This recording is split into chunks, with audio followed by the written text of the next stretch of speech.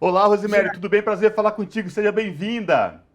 Boa tarde a vocês. Prazer estar aqui acompanhando esse momento tão histórico para o nosso país. Pois é, Rosimério Segurado, a gente estava comentando da importância desse momento, a posse do presidente eleito Luiz Inácio Lula da Silva e de seu vice, Geraldo Alckmin, nesse cortejo, o Rolls Royce está chegando ao Congresso Nacional. E a gente comentava aqui, antes de você conectar para fazer parte desse momento com a gente aqui, Rosimério, do quão foi difícil o processo eleitoral deste ano. Mas esta posse, o Lula chegando agora, junto com seu vice, ao Congresso Nacional, traz para a gente um alívio muito grande para aqueles que defenderam a democracia o tempo todo nesse Brasil e que existia aquela questão muito grave de se saber do que viria, né, ao longo de 2023, mas hoje tudo isso acabou e é um momento de comemoração e a chegada do Lula, do presidente Lula, do seu vice Geraldo Alckmin ao Congresso Nacional para ser empossado como presidente da República é um alívio para muita gente. É isso mesmo, Rosemary? Olha, realmente é quase inominável, né? O sentimento. Você destacou, né, as eleições desse ano, eleições as mais paradigmáticas, né, da história do Brasil.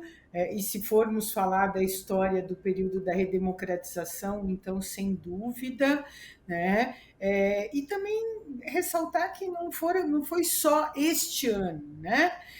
Mas o que o dia de hoje simboliza como um dia de uma nova era e que principalmente que a gente pode dizer, né, que Bolsonaro é ex-presidente, né? Eu acho que a presidência do Bolsonaro trouxe impactos para a democracia brasileira, e eu nem vou entrar aqui num balanço de governo, né, da destruição das políticas públicas, de todo o impacto, né, na questão ambiental e nas relações, né, que eu acho que nós vamos precisar trabalhar muito para reconstituirmos até agora, né? Um governo que se baseou muito, né, numa política do ódio, do ressentimento, da criação do medo, que até francamente, até 10, 15 minutos atrás eu ficava assim, ai meu Deus, mas vai de carro aberto, né? E o risco disso, tendo em vista o que foram os atos antidemocráticos ocorridos até o dia de hoje no nosso país. Então, claro, né, para a democracia, eu queria dizer que não só para a democracia brasileira, evidentemente isso tem um significado muito particular, singular para nós brasileiros, mas para a democracia em âmbito global, né? Rosemary, É, desculpa, só te interromper um minuto. É que o presidente Lula e Geraldo Alckmin acabaram de ser recebidos por Arthur Lira e por Rodrigo Pacheco, que são presidentes do Congresso e da Câmara dos Deputados Federais, em frente ao Congresso. Agora, as esposas Lu Alckmin e Janja Rosângela Silva já estão se encaminhando para o interior do Congresso e eles vão fazer a caminhada oficial, a passagem, né? Oficial, mas queria te perguntar exatamente disso que você está falando, assim, do simbolismo de hoje, de se ter esses protocolos garantidos. Eles começam a caminhar aí na rampa do Congresso. Para quem não está assistindo, está nos escutando pela Rádio Brasil Atual. Então, Geraldo Alckmin, Rodrigo Pacheco, Luiz Inácio Lula da Silva e Arthur Lira estão fazendo a caminhada em tapete vermelho para a entrada do Congresso Nacional, juntos. E eu queria te perguntar sobre esse simbolismo que você já bem colocou. O cortejo feito em carro aberto, a recepção dos chefes das câmaras, dos parlamentos, isso tudo pode dar de perspectiva para esse novo governo? eu acho que assim, né, é muito importante porque significa que o legislativo, né, está recebendo, né, os novos mandatários do seu país e que, claro, vão cumprir com todas as exigências, né, referentes aos seus cargos, mas que vão trabalhar numa postura de diálogo com a presidência da República, né? Evidentemente, é bom sempre ressaltar que são poderes autônomos, né? O legislativo e o executivo, mas essa autonomia não implica que não seja necessário um diálogo constante entre esses dois poderes. Então, eu acho que nesse momento, né, estarem os dois aí é muito simbólico, e mais simbólico ainda porque nós sabemos que o ex-presidente Bolsonaro fugiu do país. O ex-presidente Bolsonaro, ele se recusou a participar, né, desse processo, que é um processo muito convencional na democracia, que é a alternância de poderes. Né? Ele foge do país nesse momento, o que demonstra, né, o seu tamanho frente a esse processo que nós estamos vendo nesse momento. Ele não aceita, né, a democracia, que a democracia brasileira, que o povo brasileiro escolheu Luiz Inácio Lula da Silva como presidente. Então, essas duas câmaras estarem presentes nesse momento mostra, né, que, bom, quem perde com isso? Quem perdeu com isso, evidentemente, é Bolsonaro, e mostra mais uma vez o quanto ele tem pouco apreço, né, às regras do jogo democrático. E então é muito satisfatório ver essa entrada, né, do Lula e do seu vice Geraldo Alckmin nesse momento. É isso mesmo, eles acabaram de entrar no Congresso Nacional, aí foram recepcionados pelo presidente do Congresso, senador Rodrigo Pacheco, pelo presidente da Câmara dos Deputados, Arthur Lira, e estão se caminhando agora para dentro, para o interior aí do Congresso Nacional, onde o presidente Lula vai fazer o seu discurso, aí aquele protocolo de praxe que acontece, né, no Congresso Nacional. E, enfim, o que dá para a gente perceber também é que nossos telespectadores da TVT acompanham pelas imagens, mas os nossos ouvintes da Rádio Brasil Atual não conseguem. Muitos aplausos aí de políticos, de vários partidos. Quando chegaram também, logo na recepção do Congresso, vários políticos querendo cumprimentá-los. E agora, já dentro do Congresso Nacional, muitos querendo registrar, inclusive, esse momento, né, Ana Rosa? Ele acaba de ingressar ao plenário do Congresso Nacional. Na verdade, as imagens estão aí até um pouco turvas de se entender, porque ele vem cumprimentando todo mundo. Como você disse, há vários celulares em punho, registrando o momento. Então, aí, nesse momento do Congresso Nacional, estão presentes os parlamentares, né, são convocados a participarem desse ato de posse dentro do Congresso Nacional, os parlamentares. E o que a gente consegue ver nesse momento é que muitos querem registrar esse momento, que é histórico, né, Cosmo?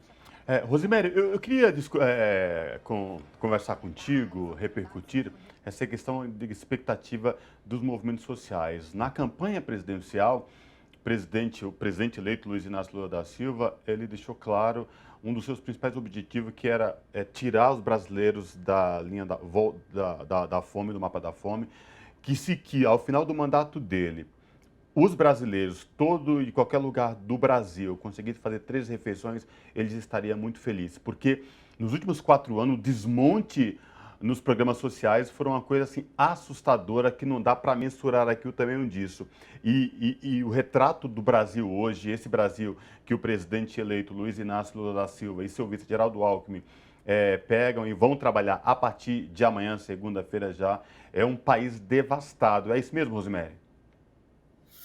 É um país devastado. É assim, a gente que acompanha, né, as políticas públicas do nosso país há bastante tempo, o que a gente percebe, né? A construção e a implementação de uma política pública em qualquer área, saúde, educação, meio ambiente, é um processo, né, de uma engenharia política e institucional muito complexa, né? Eu costumo sempre dizer isso para os meus alunos, e aí destruir é quase como, né, uma bomba atômica, aperta um botão e você cessa, né, um processo que ele só é exitoso quando ele é um processo construído com os diversos segmentos da sociedade. Quando o presidente Lula, né, nos coloca isso que já foi um princípio norteador dos seus 2 primeiros governos, que era, né, acabar com a fome no país, o presidente fala isso com muita propriedade porque ele o fez. O Brasil saiu do mapa da fome, tinha naquele momento aproximadamente 30 milhões de pessoas na faixa, né, da pobreza e da miséria. E, infelizmente, o que nós vimos nesses últimos anos desastrosos, que começam com o golpe da Dilma, o breve governo do Temer, até chegar ao Bolsonaro, foi um processo paulatino de destruição, né, dessas redes, né, de ação política do ponto de vista do Estado para diminuir, né, esse sofrimento das pessoas. Então, quando o presidente Lula fala isso agora, e eu gostaria de destacar a escolha dos seus ministérios, né, como composição, embora, né, a gente sabe que é uma composição muito difícil pela diversidade de forças políticas, mas é uma diversidade que foi possível, né, fazer essa eleição ser vitoriosa.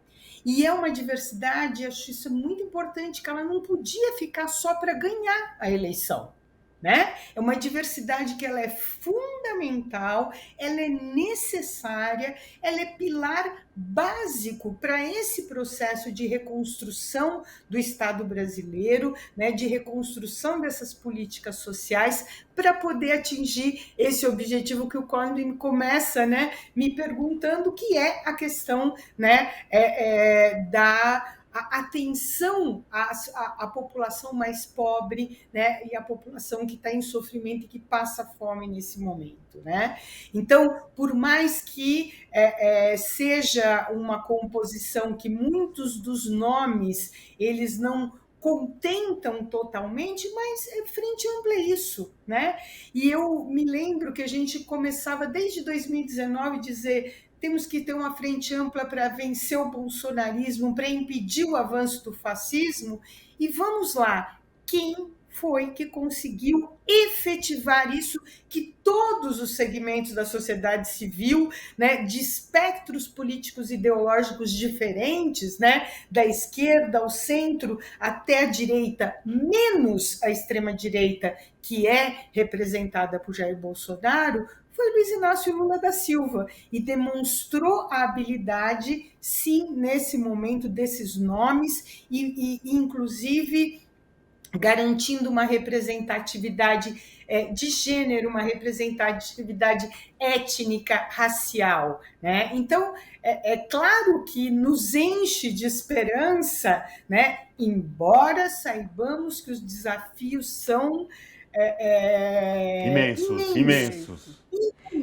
imensos, mas se você me permite, Rosemary, me permite só um momento, para quem nos acompanha pela Rádio Brasil Atual, não tem acesso às imagens, eu vou só aqui descrever um pouco como que está o ambiente nesse momento. Luiz Inácio Lula da Silva conseguiu chegar até a mesa central da plenária só agora, porque nesse momento, nesse trajeto todo, ele cumprimentou dezenas, centenas de pessoas, inclusive ali no finalzinho, já chegando à mesa, ele já ali se posicionando na mesa, continua cumprimentando as pessoas. Ele cumprimentou diversos estadistas. Sim. E representantes. O presidente de Portugal, inclusive, estava lá. Presidente de Portugal, exatamente que é isso que eu ia falar. O ex-presidente do Uruguai, Mujica, também está presente ali no Congresso. Então, assim, as pessoas querendo cumprimentar o presidente eleito, o presidente Lula, ali dentro do Congresso, esse tempo todo que a gente está aqui conversando, ele estava nesse desafio de transpor esse caminho aí.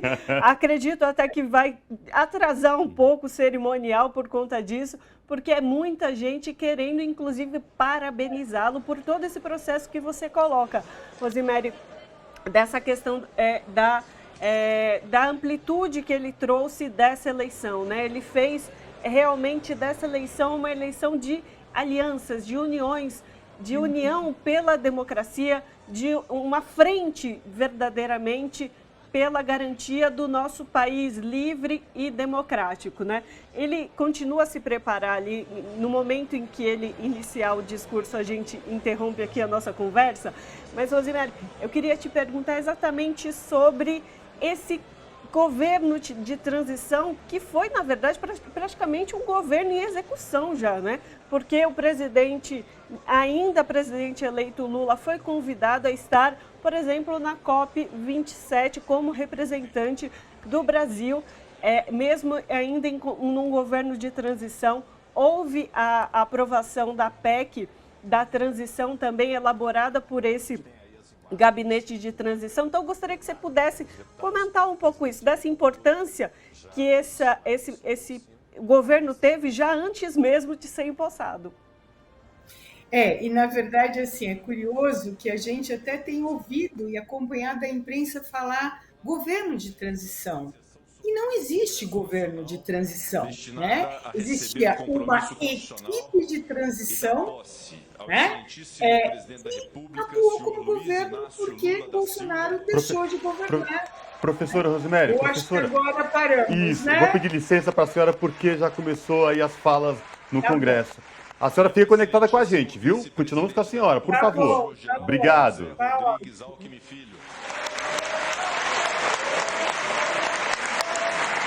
Eleitos em 30 de outubro de 2022 e diplomados pelo Tribunal Superior Eleitoral no dia 12 de dezembro do mesmo ano.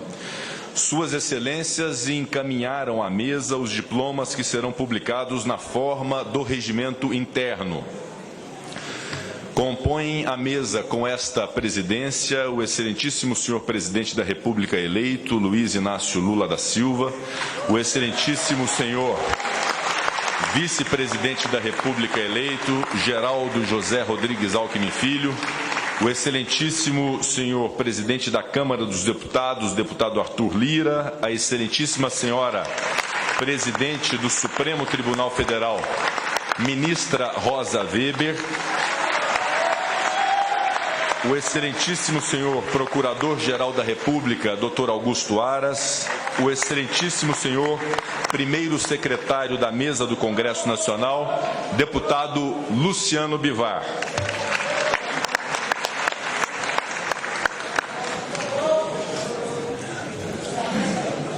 Antes de prosseguirmos com esta solenidade, peço a permissão de todos para render as nossas homenagens póstumas ao grande brasileiro e rei do futebol, o senhor Edson Arantes do Nascimento, o nosso querido Pelé,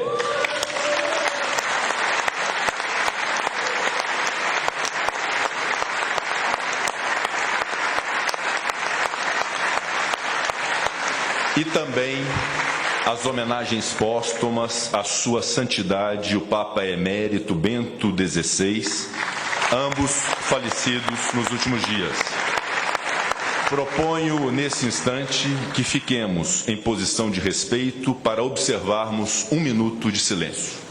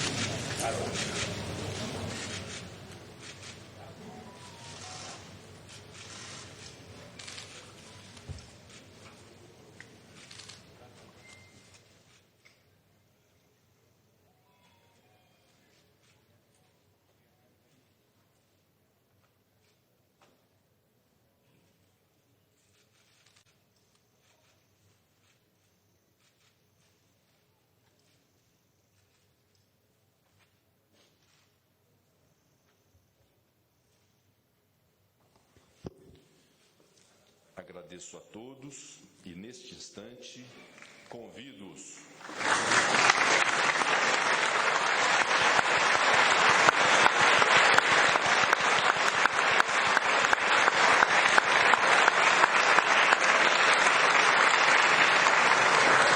Neste instante, convido-os, ainda em posição de respeito, para cantarmos o hino nacional executado pela Banda dos Fuzileiros Navais.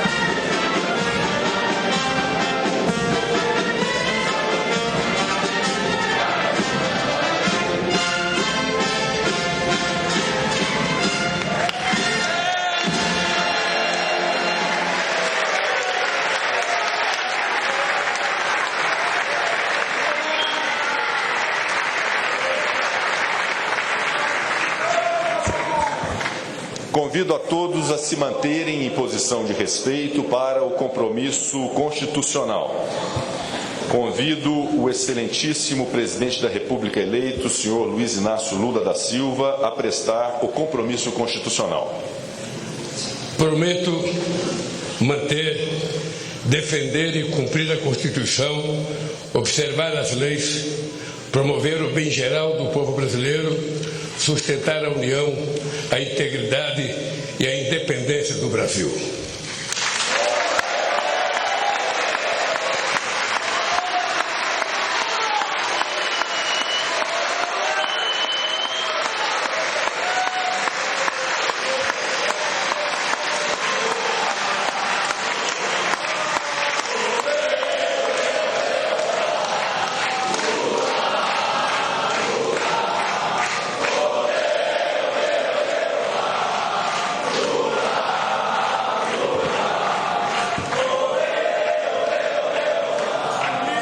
Convido o excelentíssimo vice-presidente da República eleito, senhor Geraldo José Rodrigues Alckmin Filho, a prestar o compromisso constitucional.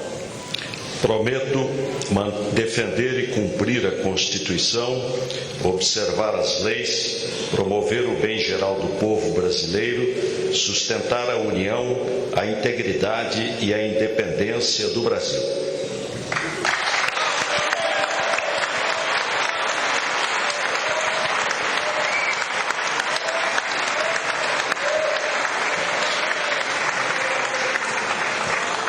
Com os poderes que me são outorgados pela Constituição Federal, declaro empossados nos cargos de presidente e vice-presidente da República Federativa do Brasil, o excelentíssimo senhor Luiz Inácio Lula da Silva e o excelentíssimo senhor Geraldo José Rodrigues Alckmin Filho, respectivamente, para o período de 1º de janeiro de 2023 a 4 de janeiro de 2027. Está aí, portanto, o presidente, agora presidente da República Federativa do Brasil, Luiz Inácio Lula da Silva. Agora oficialmente empossado presidente da República junto com o seu vice Geraldo Alckmin. Exatamente. Quem conduz esse processo é Rodrigo Pacheco, que é presidente do Congresso, por ser também presidente do Senado Federal. Nesse momento, agora, a gente aguarda o discurso do presidente recém-possado. Na verdade, quem está falando agora é Bivar. Vamos escutar. Do senhor Luiz Inácio Lula da Silva e do excelentíssimo senhor Geraldo José Alckmin Filho, nos cargos de presidente e vice-presidente da República. Às 15 horas do dia 1º de janeiro de 2023, perante o Congresso Nacional, reunidos em sessão conjunta de suas casas, plenário da Câmara dos Deputados, nesta cidade de Brasília, capital da República Federativa do Brasil, sob a direção da mesa do Congresso Nacional, presidida pelo senhor Rodrigo Pacheco, e secretário, o senhor primeiro secretário aqui presente, deputado Luciano Bivar. Integrando ainda a mesa, o senhor presidente da Câmara dos Deputados, deputado Arthur Lira. A senhora presidente do Supremo Tribunal Federal, ministra Rosa Weber. O senhor procurador-geral da República, Augusto Aras.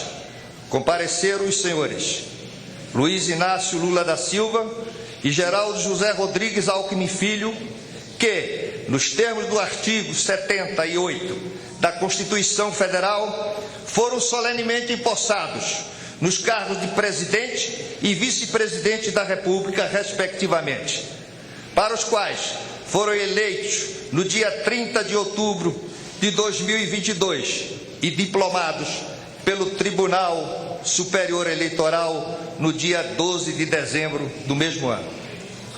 Para o período 1º de janeiro de 2023 a 4 de janeiro de 2027. Os empossados proferem, na forma do citado artigo da Constituição, o seguinte compromisso, abre aspas: prometo manter, defender e cumprir a Constituição, observar as leis, promover o bem geral do povo brasileiro, sustentar a união, a integridade e a independência do Brasil. Fecha aspas. E, de conformidade com o disposto no artigo 75 do Regimento Comum do Congresso Nacional, o senhor secretário-geral da Mesa do Senado Federal, Gustavo Afonso Saboia Vieira, lavrou o presente termo, que é assinado pelos empossados e pelos membros da mesa que dirigiu os trabalhos desta sessão.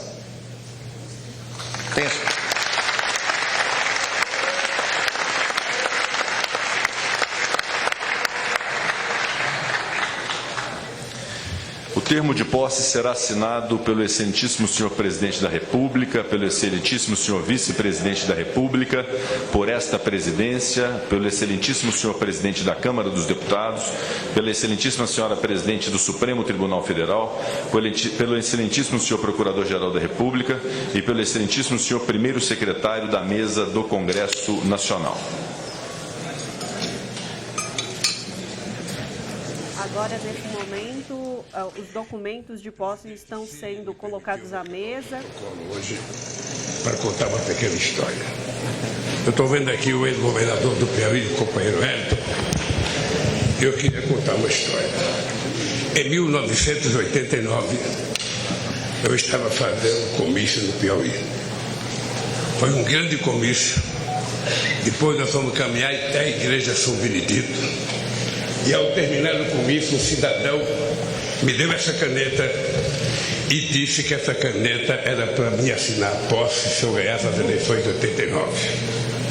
Eu não ganhei as eleições de 89, eu não ganhei em 94, eu não ganhei em 98. Em 2002 eu ganhei as eleições e quando eu cheguei aqui, eu tinha esquecido a minha caneta e assinei com a caneta do senador Ramos Debit. Em 2006 eu assinei com a caneta aqui do Senado. Agora eu encontrei a caneta. E essa caneta aqui, o Hélito, é uma homenagem ao povo do estado do Piauí. Está aí, então, o presidente assinando o termo de posse, contou uma anedota aí dos anos 80, sobre a caneta que ele utilizou para fazer a assinatura do termo de posse. Ele agora... o Rodrigo Pacheco pediu para usar a mesma caneta que um cidadão brasileiro piauiense... Devolveu ao Lula. Exato, é uma história, gente. A anedota seria se fosse um conto, né? Se fosse fantasioso. Que aconteceu de fato. Aconteceu de fato. Contou uma história verídica de quando ele estava no Piauí e recebeu essa caneta, que é a caneta que ele está utilizando para assinar o termo de posse. E fez uma homenagem aí ao povo do Piauí, porque recebeu essa caneta quando estava em campanha, né?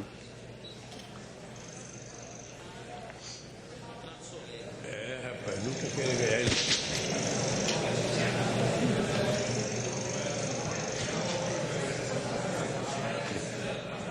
E o presidente Lula continua assinando mais documentos aí, referendando o termo de posse de presidente, sendo aí o 39º presidente da República Federativa do Brasil.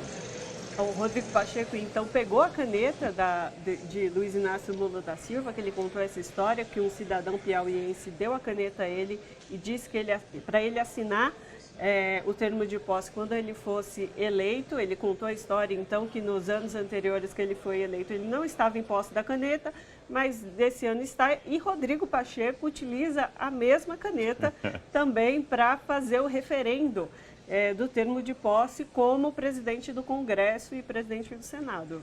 Tá? Ele aí, imagens mostrando Rodrigo Pacheco assinando as atas. Agora o documento passa a ser assinado pelo vice-presidente. Olha que o vice-presidente Geraldo Alckmin, que também pediu a mesma caneta. Agora o vice-presidente Geraldo Alckmin assinando aí os documentos de termos de posse como vice-presidente eleito da República Federativa do Brasil. Agora, a ata passa para a presidenta do Supremo Tribunal Federal, a ministra Rosa Weber.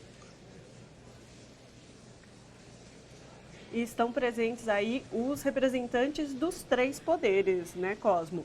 Agora, os recém-possados Luiz Inácio Lula da Silva e vice-presidente Geraldo Alckmin, os presidentes da Câmara e do Congresso, Arthur Lira, que está na plenária, e também Rodrigo Pacheco. E nesse momento, Aras assina também o termo de posse como da CGU. O poder legislativo e o poder executivo. Agora o documento volta. Agora é o primeiro secretário da mesa, Luciano Bivar, que assina a ata. Não, agora não. É o Arthur Lira, presidente da Câmara dos Deputados. Arthur Lira também assina o termo de posse. Isso faz parte do protocolo, né? Exatamente. O protocolo de assinatura, essa ata que referenda, de fato, a tomada de posse. E agora eles já vão preparando para que, logo em seguida, ao fim dessas assinaturas, agora Bivar faz a assinatura como primeiro secretário da mesa dessa ata de posse, e eles já estão preparando ali em frente ao presidente Luiz Inácio Lula da Silva, um púlpito para que possivelmente ele possa fazer o seu discurso ali da cadeira onde ele se encontra nesse momento. Ele já está se levantando, provavelmente deve iniciar o seu discurso. Exatamente, nesse momento. Em breve.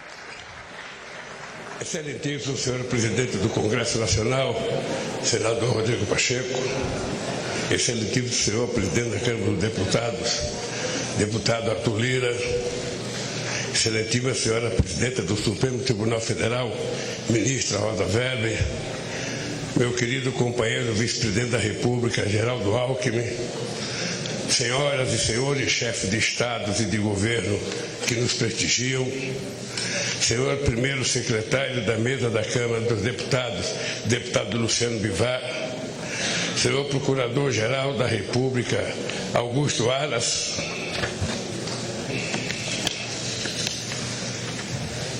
minha querida companheira e esposa Janja, nossa querida companheira e esposa do Alckmin, Lu Alckmin, meu querido companheiro José Sarney, presidente da República, minha querida companheira Dilma Rousseff, presidente da República,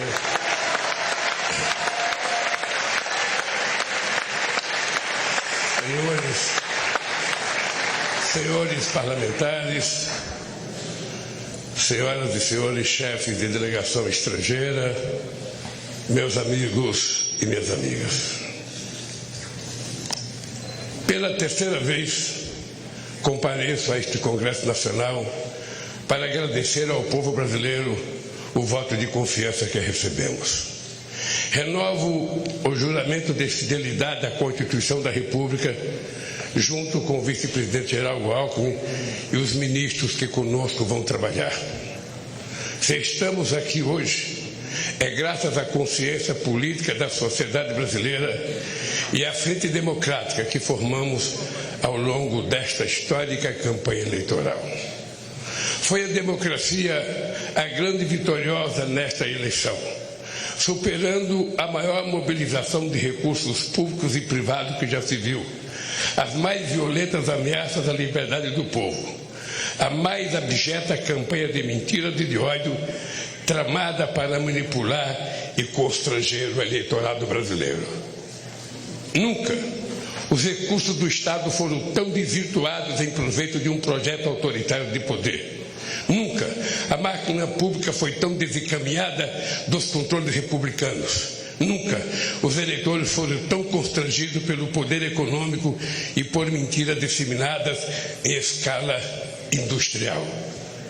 Apesar de tudo, a decisão das urnas prevaleceu, graças a um sistema eleitoral internacionalmente reconhecido por sua eficácia na captação e apuração dos votos. Foi fundamental a atitude corajosa do Poder Judiciário, especialmente do Tribunal Superior Eleitoral,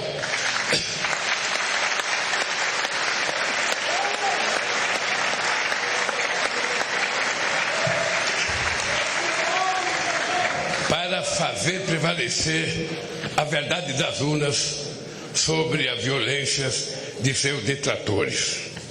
Senhoras e senhores, ao retornar a este plenário da Câmara dos Deputados, onde participei da Assembleia Constituinte de 1988, recordo com emoção os embates que travamos aqui democraticamente para inscrever na Constituição o mais amplo conjunto de direitos sociais, individuais e coletivos, em benefício da população e da soberania nacional.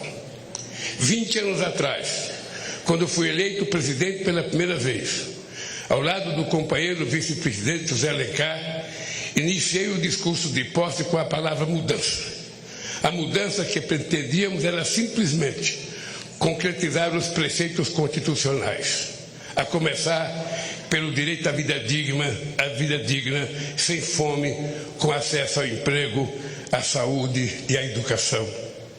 Disse naquela ocasião que a missão de minha vida estaria cumprida quando cada brasileiro e brasileira pudesse fazer 3 refeições por dia.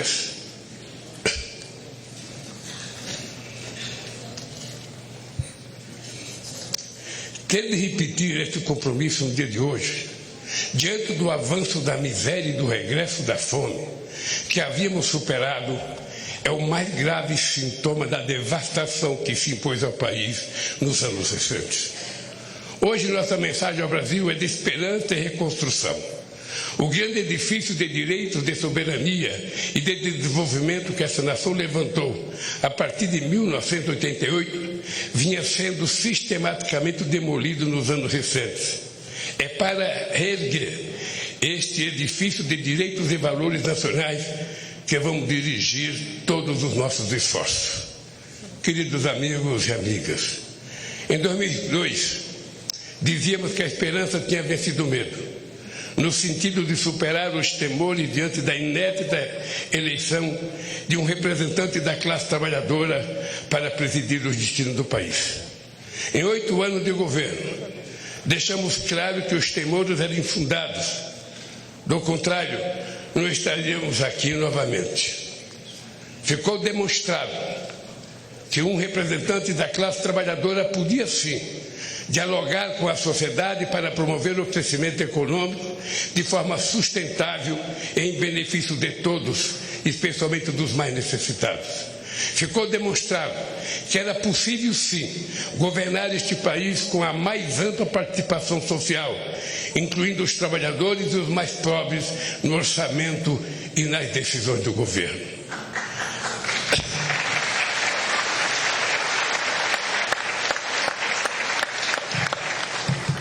Ao longo desta campanha eleitoral, vi a esperança brilhar nos olhos de um povo sofrido, em decorrência da destruição de políticas públicas que promoviam a cidadania, os direitos essenciais, a saúde e a educação. Vi o sonho de uma pátria generosa, que ofereça oportunidade a seus filhos e filhas, em que a solidariedade ativa seja mais forte que o individualismo cego. O diagnóstico que recebemos do governo de transição, de governo, é estarrecedor. Esvaziar os recursos da saúde, desmontar a educação, a cultura, a ciência e tecnologia, destruir a proteção do meio ambiente, não deixar os recursos para a merenda escolar, a vacinação, a segurança pública, a proteção às florestas e a assistência social. Desorganizar a governança da economia, dos financiamentos públicos, do apoio às empresas, aos empreendedores e ao comércio externo. Dilapidar as estatais e os bancos públicos, entregar o patrimônio nacional. Os recursos do país foram rapinados para saciar a estupidez dos rentistas de acionistas privados nas empresas públicas. É sobre estas terríveis ruínas que assumo o compromisso de, junto com o povo brasileiro, reconstruir o país e fazer novamente um Brasil de todos e para todos. Eu queria dizer aos deputados e senadores que o resultado da nossa transição, que foi coordenada pelo companheiro Alckmin, será enviada a cada deputado, a cada senador, a cada ministro da Suprema Corte, a cada ministro do Tribunal Superior Eleitoral, a cada ministro do Poder Judiciário, a cada universidade, a cada central sindical, para que as pessoas saibam como é que nós encontramos esse país e cada um faça a sua avaliação. Senhoras e senhores,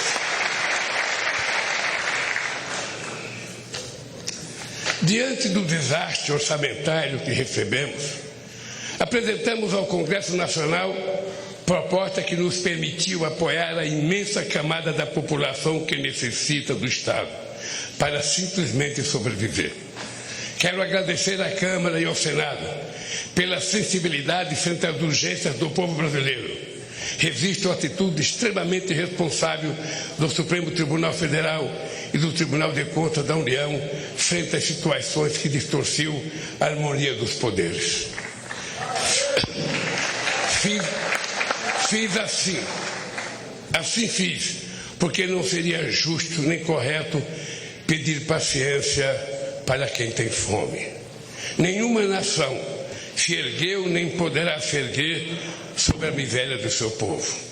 os direitos e interesses da população, o fortalecimento da democracia e a retomada da soberania nacional serão os pilares de nosso governo.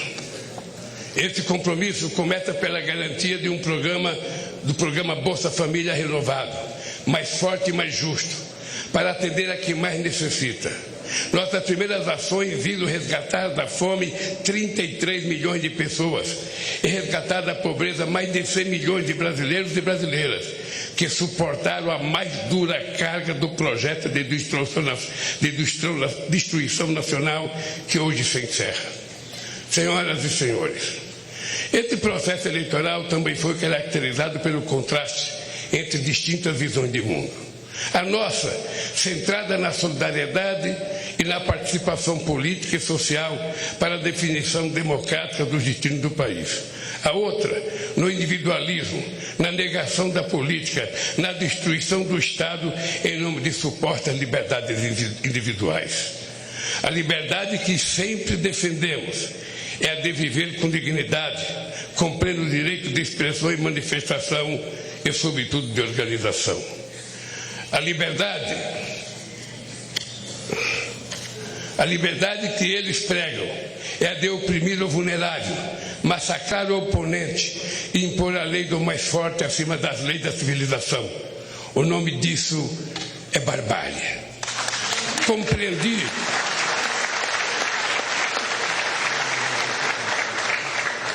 Compreendi desde o início da jornada que deveria ser candidato por uma frente mais ampla do que o campo político em que me formei, mantendo o firme compromisso com minhas origens. Esta frente se consolidou para impedir o retorno do autoritarismo no país. A partir de hoje, a lei de acesso à informação voltará a ser cumprida. O portal da transparência voltará a cumprir seu papel. Os controles republicanos voltarão a ser exercidos para defender o interesse público. Não carregamos nenhum ânimo de revanche contra os que tentaram subjugar a nação a seus desígnios pessoais e ideológicos, mas vamos garantir o primado da lei. Quem errou responderá por seus erros, com direito à ampla defesa dentro do devido processo legal. O mandato que recebemos à frente a adversários inspirados do fascismo será defendido com os poderes que a Constituição confere à democracia. Ao ódio responderemos com amor, à mentira com a verdade, ao terror e à violência responderemos com as leis e suas mais duras consequências. Sob os ventos da redemocratização dizíamos: ditadura nunca mais. Hoje, depois do terrível desafio que superamos, devemos dizer: democracia para sempre.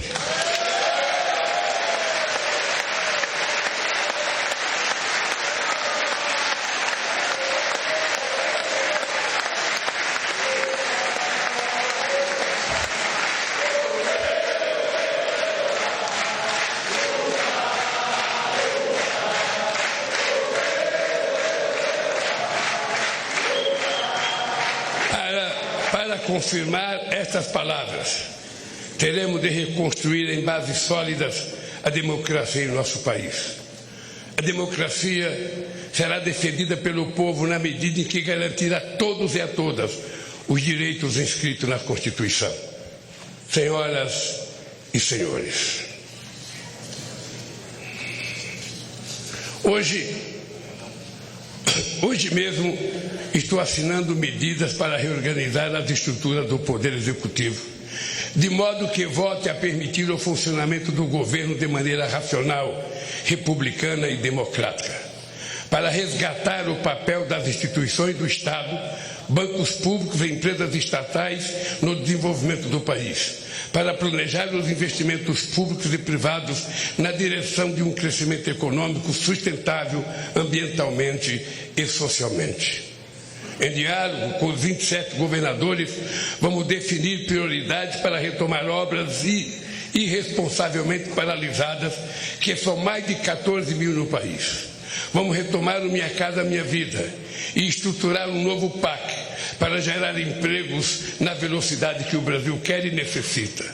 Buscaremos financiamento e cooperação nacional e internacional para o investimento, para dinamizar e expandir o mercado interno de consumo, desenvolver o comércio, exportações, serviços, agricultura e indústria. Os bancos públicos,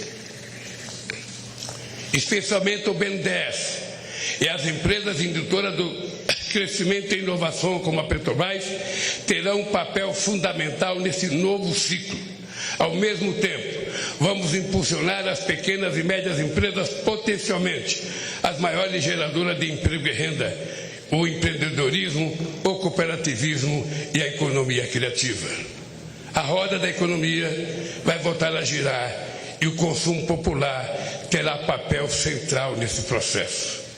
Vamos retomar a política de valorização permanente do salário mínimo e estejam certos de que vamos acabar mais uma vez com a vergonhosa fila do INSS, outra injustiça restabelecida nesses tempos de destruição.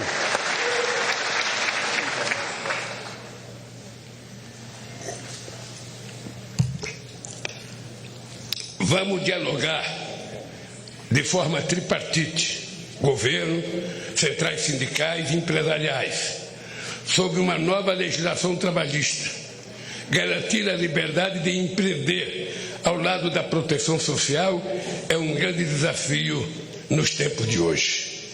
Senhoras e senhores,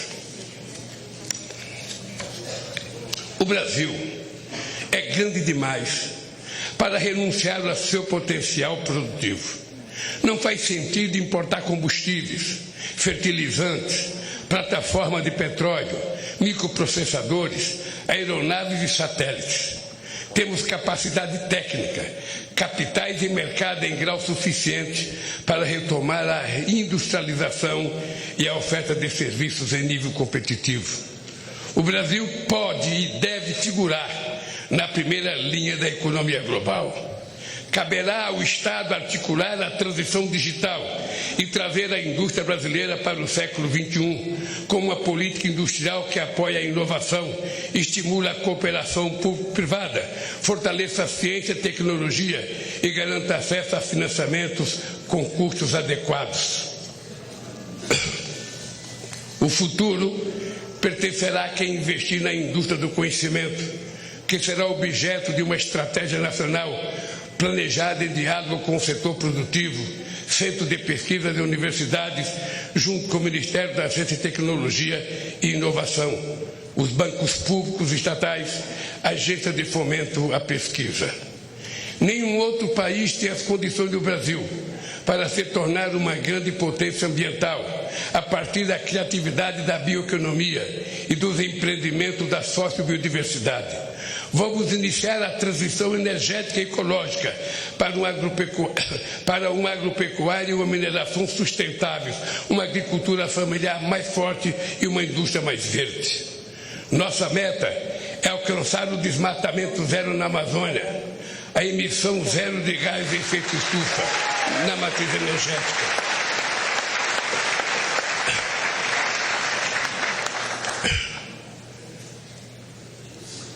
Além de estimular o reaproveitamento de pastagens degradadas, o Brasil não precisa desmatar para manter e ampliar sua estratégica fronteira agrícola. Não é preciso derrubar nenhuma árvore, é só replantar os 30 milhões de hectares de terra degradadas que a gente vai poder viver sem derrubar madeira, sem fazer queimada e sem precisar invadir os nossos biomas.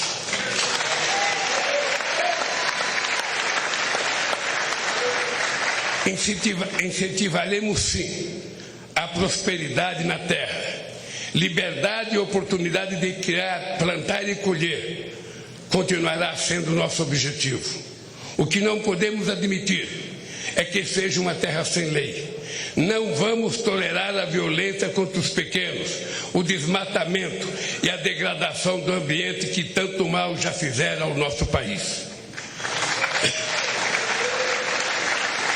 Esta é uma das razões, não a única, da criação do Ministério dos Povos Indígenas. Ninguém conhece melhor nossas florestas, nem é mais eficaz de defendê-la do que o que estava aqui desde tempos imemoriais. Cada terra demarcada é uma nova área de proteção ambiental. A estes brasileiros e brasileiras devemos respeito e com eles temos uma dívida histórica.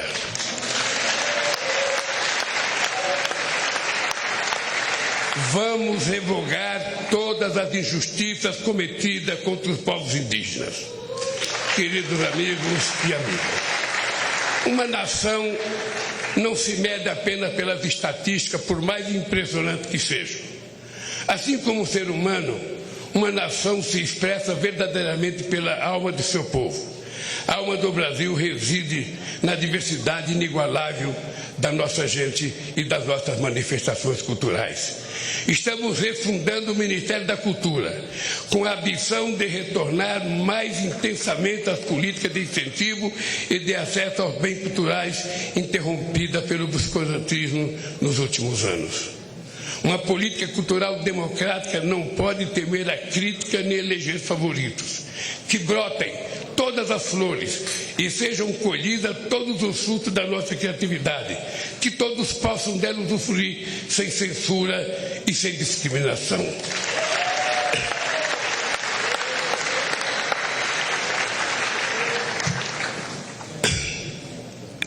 Não é admissível que negros e pardos continue sendo a maioria pobre e oprimida de um país construído com o suor e sangue de seus ascendentes africanos.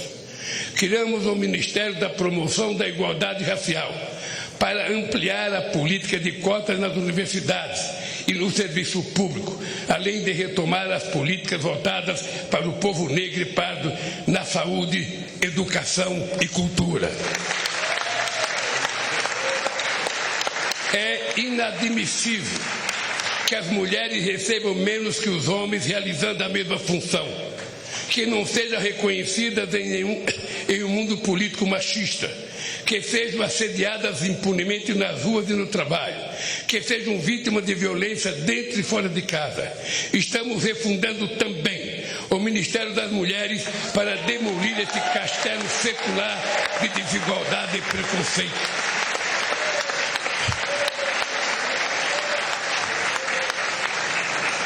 Não existirá verdadeira justiça num país em que um só ser humano seja injustiçado.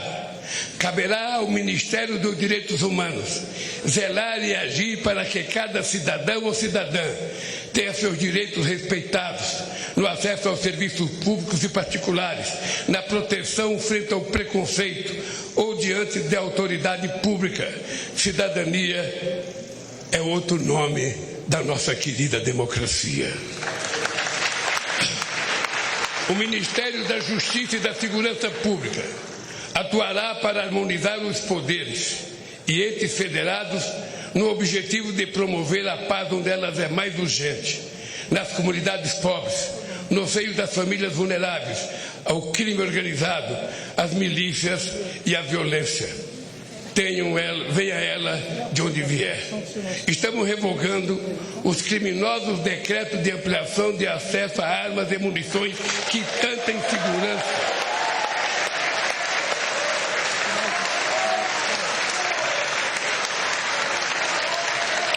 insegurança e tanto mal causaram às famílias brasileiras. O Brasil não quer e não precisa de armas na mão do povo. O Brasil precisa de segurança, o Brasil precisa de livro, de educação e de cultura para que a gente possa ser um país mais justo.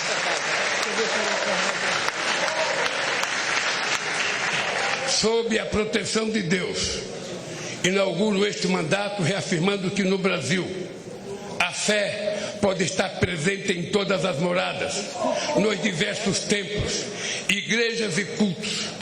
Neste país, todos poderão exercer livremente sua religiosidade. Senhoras e senhores, o período que se encerra foi marcado por uma das maiores tragédias da história. a pandemia de Covid-19. Em nenhum outro país a quantidade de vítimas fatais foi tão alta proporcionalmente à população quanto no Brasil. Um dos países mais preparados para enfrentar as emergências sanitárias, graças à competência do nosso Sistema Único de Saúde e da competência de vacinação do nosso povo.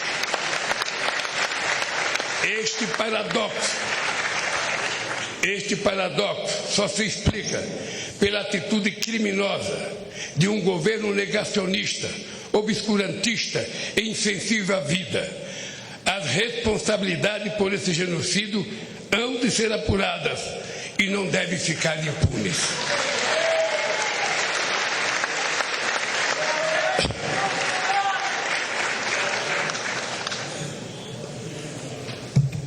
O que nos cabe no momento é prestar solidariedade aos familiares, pais, órfãos, irmãos e irmãs de quase 700 mil vítimas da pandemia.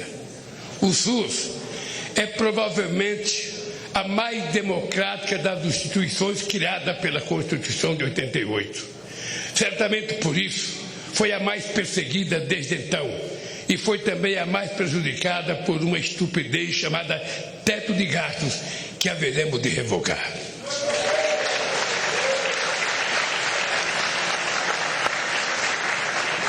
Vamos recompor os orçamentos da saúde para garantir a assistência básica, a farmácia popular, promover o acesso à medicina especializada. Vamos recompor os orçamentos da educação, investir em mais universidades, no ensino técnico, na universalização do acesso à internet, na ampliação das creches e no ensino público em tempo integral. Este é o investimento que verdadeiramente levará ao desenvolvimento do país. O modelo que propomos, aprovado nas urnas, exige sim compromisso com a responsabilidade, a credibilidade e a previsibilidade. E disso não vamos abrir mão.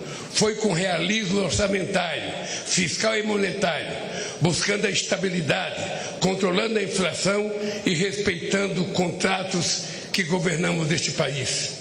Não podemos fazer diferente. Temos sim a obrigação de fazer melhor do que fizemos. Senhoras e senhores, os olhos do mundo estiveram voltados para o Brasil nestas eleições. O mundo espera que o Brasil volte a ser um líder no enfrentamento à crise climática e um exemplo de país social e ambientalmente responsável, capaz de promover o crescimento econômico com distribuição de renda, combater a fome e a pobreza dentro do processo democrático. Nosso protagonismo se concretizará pela retomada da integração sul-americana a partir do Mercosul, a revitalização da Unasul e demais instâncias de articulação soberana da nossa região. Sobre esta base, poderemos reconstruir o diálogo ativo e altivo com os Estados Unidos, a comunidade europeia, a China, os países do Oriente e outros atores globais, fortalecendo os BRICS e a cooperação com os países da África e rompendo o isolamento a que o país foi submetido nesses últimos tempos. O Brasil tem de ser dono de si mesmo, dono do seu destino. Tem de voltar a ser um país soberano.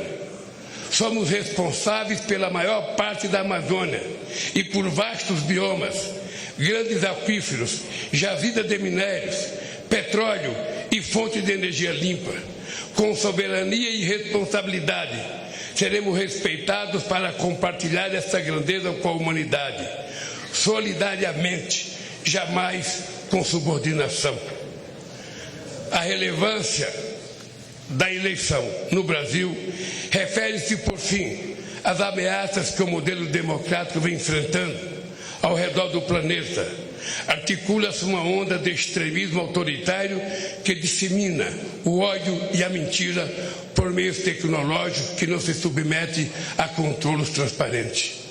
Defendemos a plena liberdade de expressão, cientes de que é urgente criarmos instâncias democráticas de acesso à informação confiável e de responsabilização dos meios pelos quais o veneno do ódio e da mentira são inoculados. Este é um desafio civilizatório, da mesma forma que a superação das guerras, da crise climática e da fome e da desigualdade no planeta.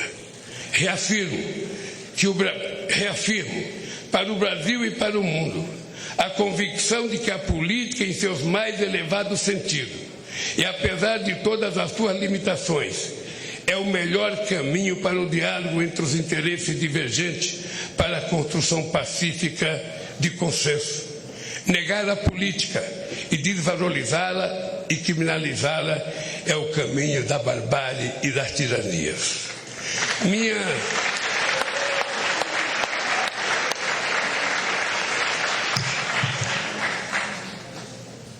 Minha mais importante missão, a partir de hoje, será honrar a confiança recebida e corresponder às esperanças de um povo sofrido, que jamais perdeu a fé no futuro, nem em sua capacidade de superar os desafios. Com a força do povo e as bênçãos de Deus, haveremos de reconstruir esse país. Viva a democracia! Viva o povo brasileiro! Muito obrigado, companheiros!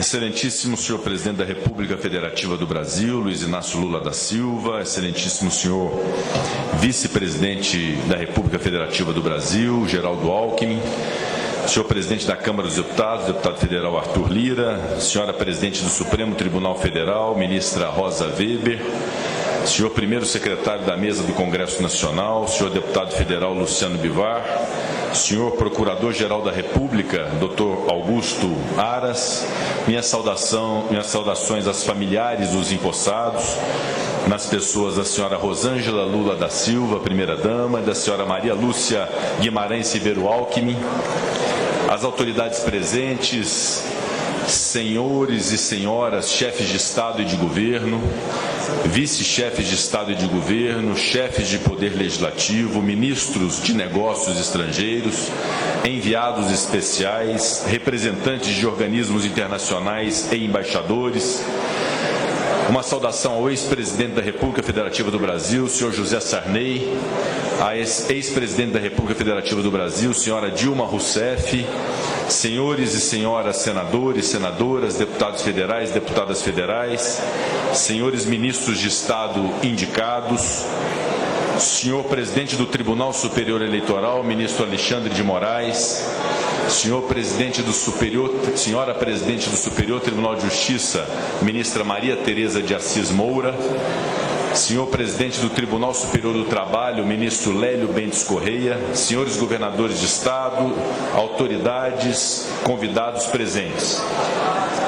Em 1º de janeiro de 2003, há exatos 20 anos, neste mesmo plenário, foi dada posse a Luiz Inácio Lula da Silva como 35º Presidente da República Federativa do Brasil. Hoje, quando a atenção e os olhares de todos os brasileiros e brasileiras voltam-se novamente para este Congresso Nacional para acompanhar o compromisso, o juramento e a posse de Luiz Inácio Lula da Silva como 39º Presidente da República Federativa do Brasil e de Geraldo Alckmin como seu vice-presidente, há um sentimento de renovada confiança por estarmos diante de dois homens públicos experientes, capazes e habilidosos. Vossa Excelência Presidente Lula volta ao Palácio do Planalto com a experiência de 8 anos de mandato, que se destacaram pela inclusão social, pelo crescimento econômico, pelo respeito às instituições.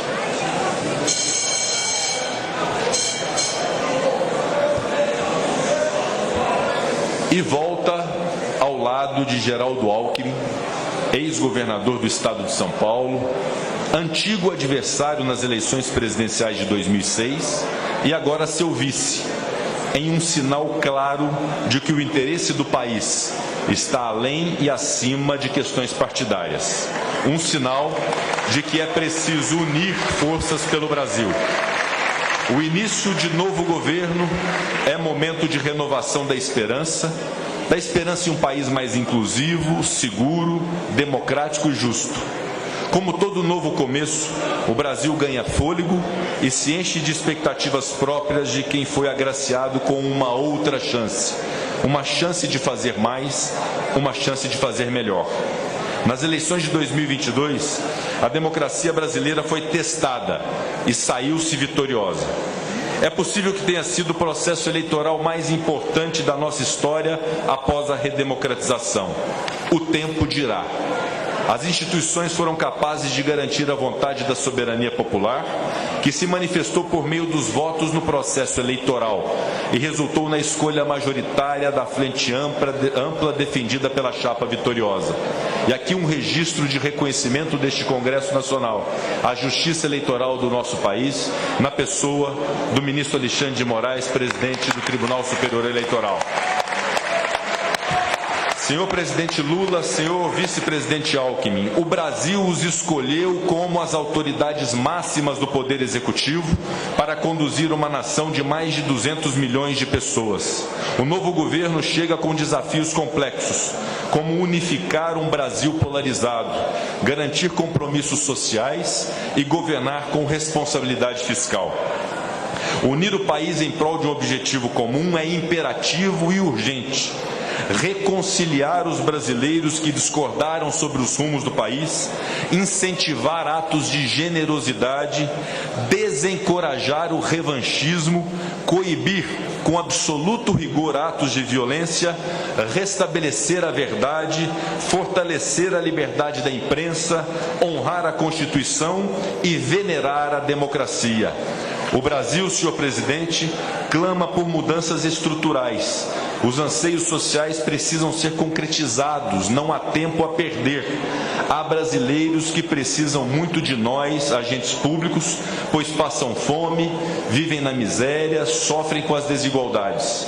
Nós, representantes dos poderes da República, precisamos trabalhar juntos para encontrar os caminhos que garantam igualdade, solidariedade e dignidade ao nosso povo, a cada um dos brasileiros e brasileiras que aqui habitam, sem discriminações e sem privilégios. A conjuntura brasileira ainda se encontra profundamente marcada pela crise sanitária da Covid-19. A pandemia deixou marcas econômicas e sociais de longo alcance, além de perdas irreparáveis de vidas nos lares Brasil afora. Não posso fazer esse pronunciamento para honrar a memória das vítimas da pandemia e seus familiares sem fazer o registro aos profissionais da saúde do Brasil, que demonstraram a essência da solidariedade dos brasileiros e brasileiras. A todos os profissionais da saúde, os nossos agradecimentos. E após a pandemia, a crise econômica foi uma realidade em todos os países do mundo. Por aqui, voltamos a conviver com um inimigo antigo, a inflação, e também com o seu remédio amargo, os juros altos. Empregos foram perdidos, empresas foram fechadas e o brasileiro viu seu poder de compra minguar. A agenda econômica do novo governo precisa encontrar o ponto de equilíbrio entre a política fiscal, monetária e social, a fim de que o Brasil volte a crescer e gerar empregos. Trabalho é dignidade e este Congresso Nacional estará de prontidão para oferecer todo o arcabouço legislativo necessário para avançarmos na agenda do desenvolvimento. Os últimos anos também foram globalmente marcados por diversos sinais de alerta nas questões climáticas e ambientais. Aqui no Brasil, testemunhamos alterações nos regimes das chuvas, além do aumento de queimadas e do desmatamento ilegal das nossas florestas. Esse problema não pode ser negado, ao contrário, deve ser assumido e enfrentado. Para além da recuperação da imagem do Brasil perante o mundo, reforçar o compromisso nacional com as práticas sustentáveis é uma grande oportunidade rumo à economia verde. O Brasil possui uma vastidão de riquezas naturais que nos colocam em posição de vantagem na exploração de energia limpa, dos créditos de carbono, do hidrogênio verde, dentre outras tantas possibilidades. Com planejamento e boas práticas, podemos ser uma referência mundial em desenvolvimento sustentável e preservação ambiental. Precisamos, senhor presidente Lula, de fortes investimentos em infraestrutura. Rememoro a visão de Juscelino Kubitschek, no sentido de que o Brasil poderia diminuir desigualdades sociais ao desenvolver a industrialização, ao promover a interiorização e a integração nacional. Essa máxima era verdade naquele tempo e permanece como realidade hoje. O Brasil, para ser competitivo, precisa investir em energia, saneamento, transporte, logística, habitação, telecomunicações. O Brasil é um gigante que precisa ser integrado, mas de nada adiantará investir em toda essa estrutura se ela não chegar às pessoas mais distantes ou às pessoas que mais precisam. É que dentro desse país gigante existe um Brasil interiorizado. Distante da realidade dos grandes centros, há um país que precisa de assistência. Precisamos crescer de dentro para fora, precisamos investir no interior, precisamos olhar para dentro do país e levar soluções. A verdade, senhoras e senhores, é que investimentos demandam recursos, e esse é um desafio que se põe aos empossados presidente Lula e vice-presidente Geraldo Alckmin. É preciso avançar na reforma tributária nacional. Nós não temos um sistema de arrecadação desburocratizado. Precisamos tê-lo e simplificado para permitir mais justiça social. Essa reforma, junto com a elaboração de um novo arcabouço fiscal, são as pautas prioritárias desse Congresso Nacional em 2023. Pensando no futuro, precisamos olhar com mais cuidado para a educação. Não há um horizonte próspero a qualquer país. Professora Rosemary, a senhora nos escuta? Sim.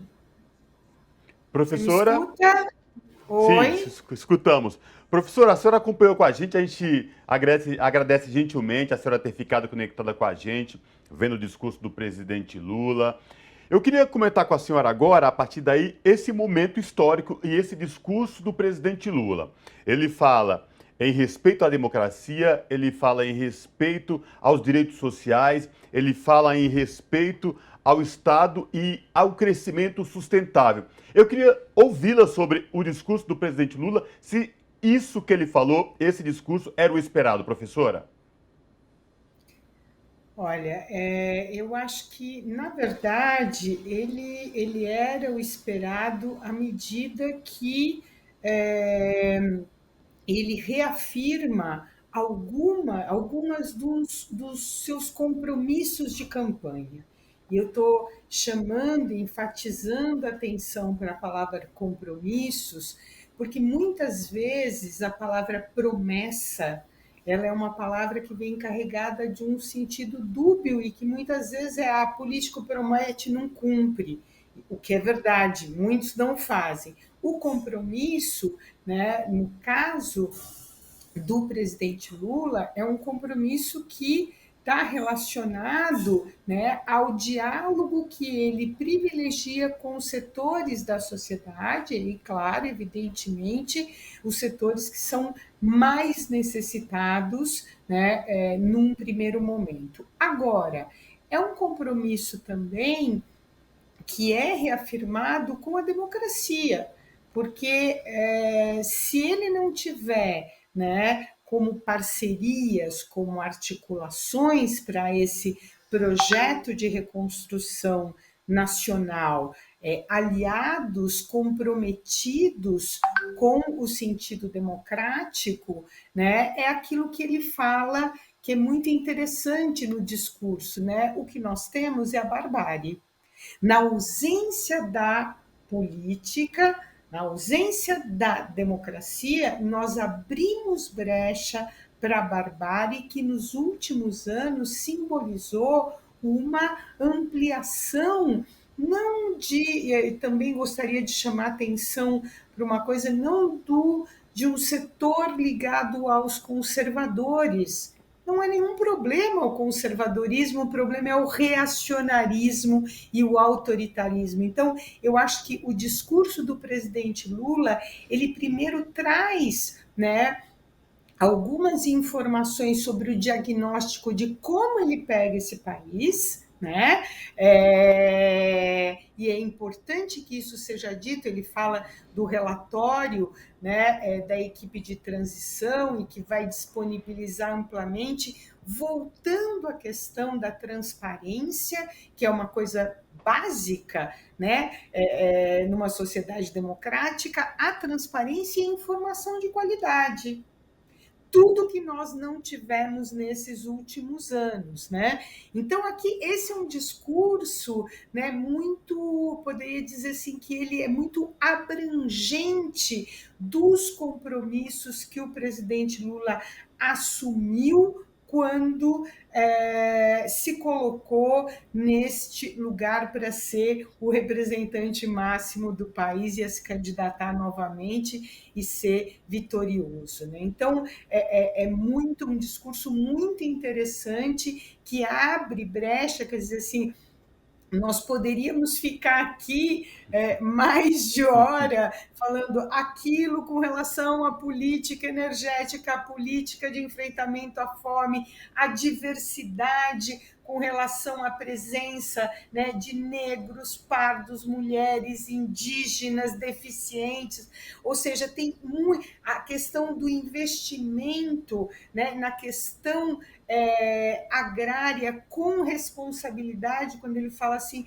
nós podemos ter fertilizantes aqui, um compromisso de investimento novamente no PAC, que era aquele programa de aceleração do crescimento, que pode, com um conjunto de obras necessárias em diversas regiões, gerar emprego e, portanto, né, fazer a roda da economia andar. Ou seja, estou aqui falando de maneira aleatória, não como prioridades, porque foi tudo isso que ele tocou, sem deixar de lado a questão política, a questão da importância de ter uma manutenção desse governo amplo já, né, uma frente que toma, não é só o presidente Lula que é empossado, né? Acho que isso é muito importante, né? São empossados todos aqueles que viram na candidatura de Lula-Alckmin a possibilidade de realização disso. E que inclusive, não ficar... professora, desculpa, inclusive, sim, quando ele fala em política, da importância da política, ele menciona a construção de consensos, né? O que demonstra ainda mais essa amplitude do seu governo. Me desculpe, eu queria só colocar que a senhora pudesse comentar também essa questão da criação de consenso no seu governo, que já traz alianças bastante amplas, como a senhora já bem colocou, da esquerda até a um centro-direita, podemos dizer assim, né? E reforça também, professor, a questão do pacto federativo, do diálogo com os entes da federação, com governadores, com prefeitos, enfim, traz tudo isso nesse bojo, né? Sim, eu acho que, e é muito interessante, né, porque nós na ciência política falamos, a política ela é o espaço de conflitos, mas não porque você aposta, é porque existem ideias que são conflitantes. Acho que até também para a gente tirar a carga dessa coisa de conflito que precisa ser um aspecto, né, beligerante, que eu tenho que eliminar vocês para que a minha posição se enalteça. Não, os conflitos eles existem, como existem nas nossas famílias, né, com os nossos colegas de trabalho, mas sempre com uma perspectiva que deste conflito é necessário que saiam, né, que se apresentem saídas no sentido de soluções para, né, o enfrentamento das inúmeras questões colocadas aqui.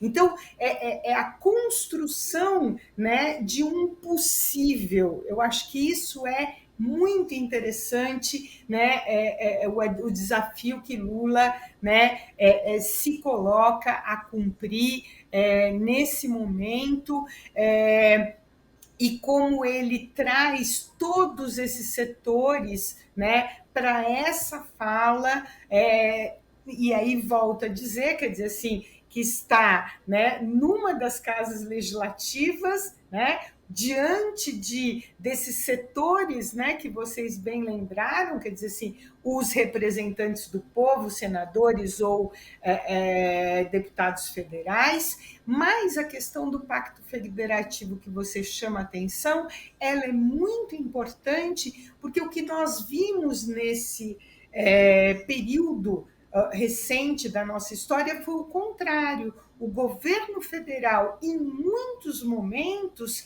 adotar medidas que eram justamente para criar conflitos, né, com os governadores, por exemplo. Então, acho que essa é uma coisa interessante. Uma coisa é, os conflitos existem, porque é parte, né, da natureza humana, é parte da política, é parte da sociedade.